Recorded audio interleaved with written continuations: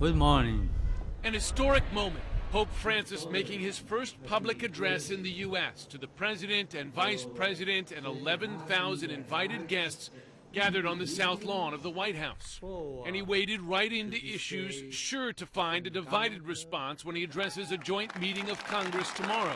When it comes to the care of our common home, we are living at a critical moment of history. Some say the Pope's gentle manner belies a man who has come to admonish some in Congress for their views on climate change, capitalism, and the plight of the poor.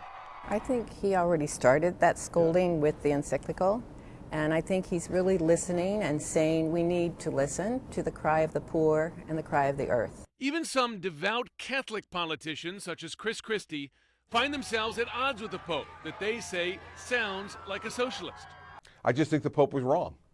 And so the fact is that his infallibility is on religious matters, not on political ones. At least one congressman, Republican Paul Gosar, a self-proclaimed proud Catholic, says he will boycott the Pope's address, charging that his views on climate change are, quote, false science, and an attempt to, quote, guilt people into leftist policies. To me, I don't know how you call yourself a good Catholic if you're not willing to embrace a universal vision that the father of that church, the Holy Father of that church, is trying to bring to you.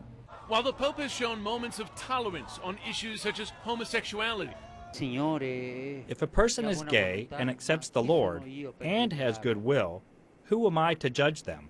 his tone alone does not mean any changes in church doctrine for Catholics eager to see such changes.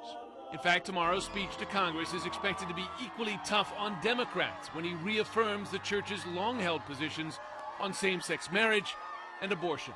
Some on the right will like what he says, some on the left will like other things that he says, but he is truly bipartisan, if you want to use a political term, because he's not going to appeal universally to either side.